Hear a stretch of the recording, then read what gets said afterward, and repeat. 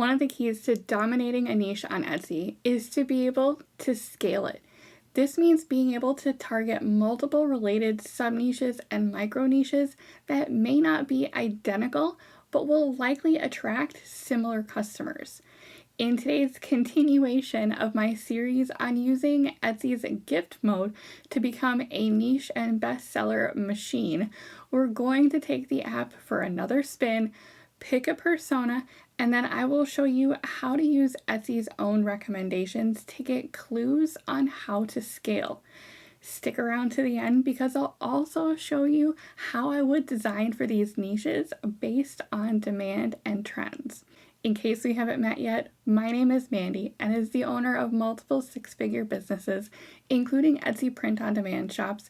My goal is to provide you with strategies to simplify the journey and scale your business faster so that you can stop the overwhelm, start making progress, and thrive with your print-on-demand business. First, a quick recap on Etsy's new gift mode and why I think it's important to pay attention to it versus simply chalking it up to another Etsy gimmick. One of the things that I regularly emphasize is that as you are listing products and optimizing your SEO, you need to be thinking about giftable opportunities for your customers. In fact, my three-part formula for long-tail keywords is to incorporate 1, what it is, 2, who it's for, and 3, occasions or holidays for which it can be gifted. With the release of this AI-powered feature, Etsy is giving us a clear sign that this is a priority and that they are doubling down on their mission to be the top platform for gift giving. So let's dive in on scaling a niche from this valuable tool. First, we need to be able to identify one or more of what I call the personas that Etsy is using as its basis. To make things easier for you, I actually spent many hours going through every combination I could find in the gift mode, and I believe I've put together a pretty comprehensive list of most, if not all, of the different baseline recipients. It's a total of nearly 200 different identities. In case you missed my free cheat sheet, I've included it for you below as well. You can grab your copy in the description and use it to literally come up with thousands of different combinations of customers and occasions that you could potentially design and scale with. For today's example, let's go with this option here, the rock climber, as our persona. And then when we click on it, Etsy will also give us a few different ideas from there. So you can see there's not only product recommendations as we scroll, but keep scrolling and we get related inspiration for this particular persona. So for example, there's the hiker, the adventurer, and even other outdoor sports that could potentially relate to someone who is into similar outdoor related activities. The next thing that I like to do is head to ChatGPT to get some design concepts and ideas. I actually built a custom GPT and programmed it so that as a user, you enter in a niche that you want to design for, and then it will respond by asking you for the tone that you want, whether it's funny or serious or inspirational, and if you want to cross niche it with anything else. Coffee, wine, nature in this case, are all great examples of things that can do well, particularly on Etsy, when it comes to combining with the different niches. Then it will give you design concepts, unique phrases to resonate with the niche you said you wanted, and AI image generator prompts that you could then take to other systems or use if you have ChatGPT 4 in this case. So for this one, I simply type in rock climber and then I let it go. It will then ask me the tone that I want for the suggestions. Funny and sarcastic typically do quite well here. And then also, like I said, it will ask if I want to cross niche it with any other concepts, for example, nature or coffee. I chose to go with a funny tone and also gave it the connection to adventure. You can see as it processes, I start to get tons of great ideas for both design concepts, potential phrases, and those AI image generation prompts that we might use later. Since my last video with it, it's been used over 1,000 times, and I know users have gotten some pretty cool results from it. Unfortunately, you do have to have the upgraded version of ChatGPT to use it. Sorry, that's an OpenAI requirement, not mine, and I don't get any money from it. But I've also included my original ChatGPT guide below for you as an alternative. It's not quite as fancy, but there are still some of my favorite go-to prompts that I still use all the time on the fly for coming up with design ideas. Using this method is how you can start identifying words and phrases that are going to speak directly to your ideal customer. The more that you can create that connection with them in your design, whether it's in the elements or the words, the more likely they are to click into your listing and convert to a sale. If I wanted to further understand this persona, I might also head to Google or just keep going in ChatGPT and ask what are the top rock climbing destinations in this case. State Pride in particular does well on Etsy, so you could combine niches and styles with activities that are associated commonly with the different states. So then as customers are searching, your listing might pop up for rock climbing, but it might also pop up then in this case for California. This not only creates a connection for your customer, but it leverages SEO and different variations of keywords as well to get your listing more likely seen. I will also often check out popular niche-related retailers that might fit either the customer identity or the different themes that I'm trying to design in. So in this case, for the outdoor related adventures, I might check out places like REI or Cabela's for some inspiration. Mountains, neutral palettes, nature vibes, and clever sayings will all do well here in this particular niche. Next, I want to validate demand, and I do that in a couple different ways. One, I simply scroll on Etsy under some general broad search terms. So I might do an initial search on nature gifts or outdoor shirts. I start broad and then I go narrow, so that I might also look at rock climbing as well as hiking or camping. And as I'm searching, I'm looking on the first several pages and I'm clicking into the listings to look for the little red words to see what kind of interest is taking place. If you've seen my videos before, you know that I like to call these the little red magic words. And that's because you won't see these particular clues in a third-party app. You will only find them by putting in the work and using your eyes and your logic.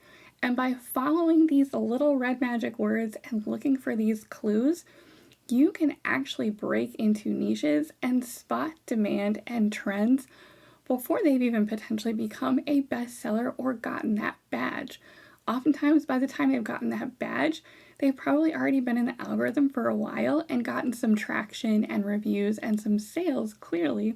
So if you're only using those bestseller strategies, then you won't be able to spot the demand before it turns into a potential trend. I will then take these similar terms and look in eRank to see where there is potential for demand, as well as keywords that I may want to eventually incorporate.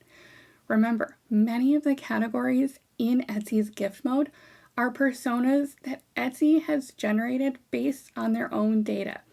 And that's important. So ultimately, we want to be able to have a blend of keywords that are not only based on what Etsy is pointing to, but also what customers are actually searching for.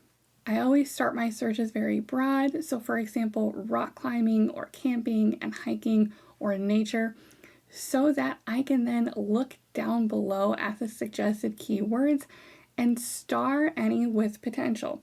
I typically then create different keyword lists based on the different themes or niches or even products that I might be working on.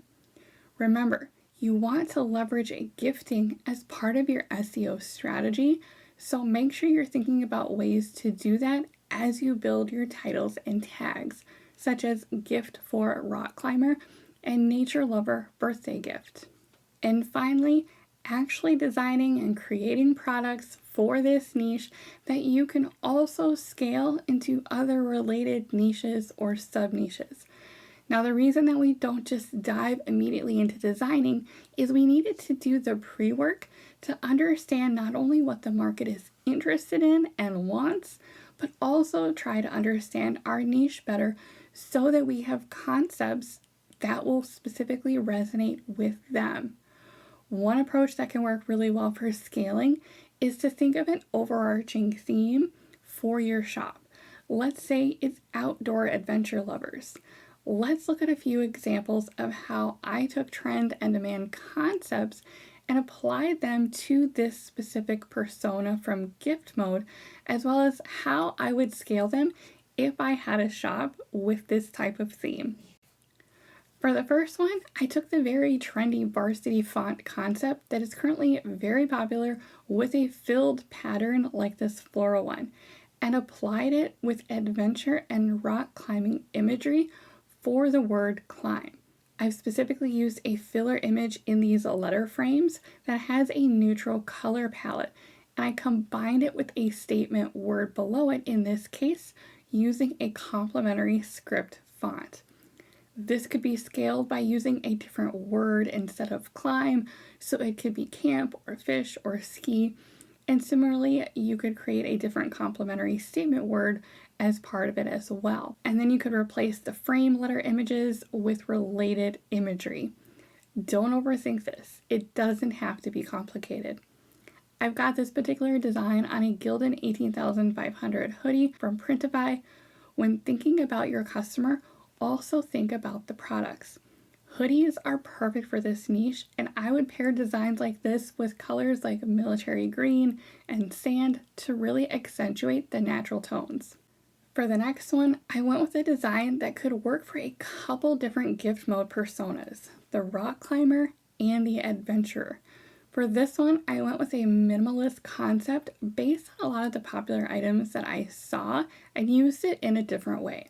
I replaced the I in climber with a silhouette that fits the niches here as well.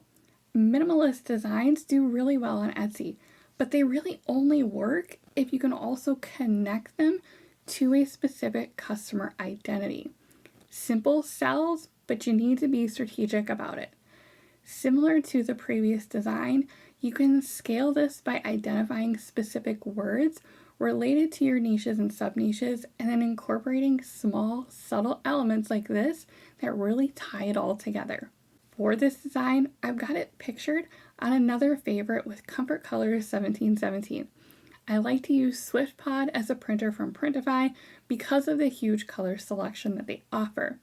For a niche like this, I would focus on neutral colors like pepper and moss and yam and khaki to really highlight this aesthetic and again fit the identity of my most likely buyer for this. Next up is a design related to a trending things I do in my spare time style of design, which is really a perfect way of creating a concept that will speak to your ideal buyer. I'm seeing this in tons of niches like pickleball and pet owners and more. Remember, creating products based on market demand is not about you. It's about the ideal person searching and buying either for themselves or for someone that they know.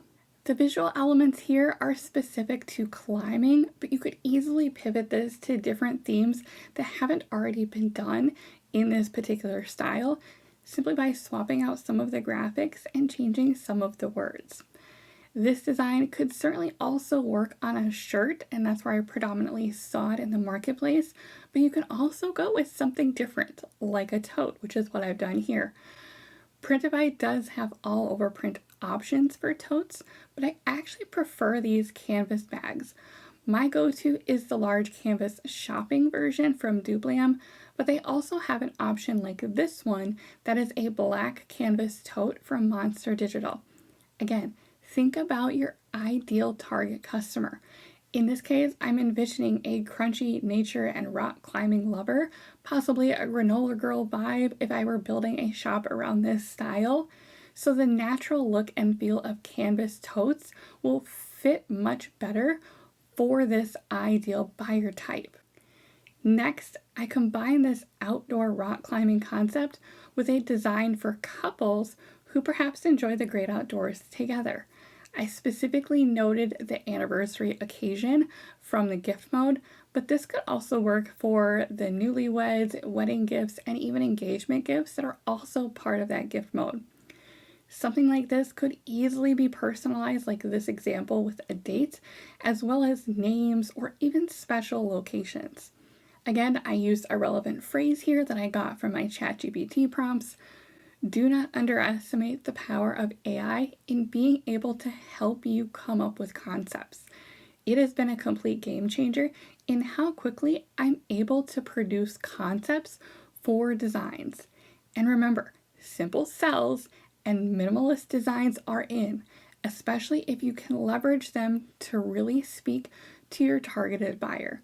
The beauty of scaling niches is that you can target different customer identities with similar interests. So in this shop, we could have outdoor adventure themes for not just different sub-niches like rock climbing or hiking or camping, but connect those to other things that an individual in that world likely also identifies with.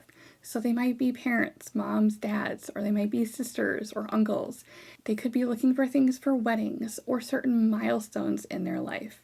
So this allows you to bring in customers using a variety of different keywords, which ultimately allow you to then reach more potential buyers beyond just the basics of rock climbing or hiking. In this case, I went with his and her matching mugs for this particular design. This could also work for t-shirts, can coolers, and even ornaments as well. Printify has tons of options where you could absolutely make this work. And last, for a more feminine granola girl style, I combined demand for wildflowers and inspirational sleeve prints, but with a rock climber and outdoor adventure twist. You can see I pulled in niche elements like boots and a backpack and a compass, along with the botanical wildflowers. This one is much more floral, so it could also work for camping, hiking, and other outdoor niches. I've also pulled in a phrase from ChatGPT for the sleeve design that will blend both the concept of wildflowers and blooming, but also the experience of journeying through nature and having an adventure. For this particular design, I went with the good old standby, the Gildan 18,000, for a classic look with a sleeve design. Now, as you are creating and listing your designs, make sure that you aren't forgetting to also invest in really good mockups. These can really make or break your designs. As I pointed out in several of my own examples, it can give your design a whole new vibe and again further connect to your ideal customer. For apparel in particular, do not use the basic mockups from your print provider, and do not use AI mockups specifically for apparel. They are not accurate representations of the product, so even if they look pretty good, it can create Etsy issues as well as customer service issues. Remember, Etsy is a highly visual platform. As customers are scrolling, you often only have one chance of making a first impression, which means you need a quality mockup to go with your quality design. And you need a properly aligned design on the mockup with the opacity turned down so that it looks as accurate and natural as possible. And don't forget to make sure you have a listing video as well. This rounds things out by creating movement on the screen as customers scroll over your listing, and this is what can ultimately help stop the scroll. I hope this has been helpful for you. Don't forget to grab your copy of my Etsy gift mode cheat sheet if you don't already have it down in the description, as well as the link to my niche creator custom GPT if you'd like to check that out as well. If you want to learn more about my strategies for thriving in your print-on-demand business, make sure you've got the notifications turned on for my channel so that you don't miss out on any of my content. And in the meantime, be sure to check out my free print-on-demand course in the description, as well as my time blocking series here on my channel for an even deeper dive on the critical steps for success. Thanks for watching. I'm so glad you're here, and I'll see you on the next one.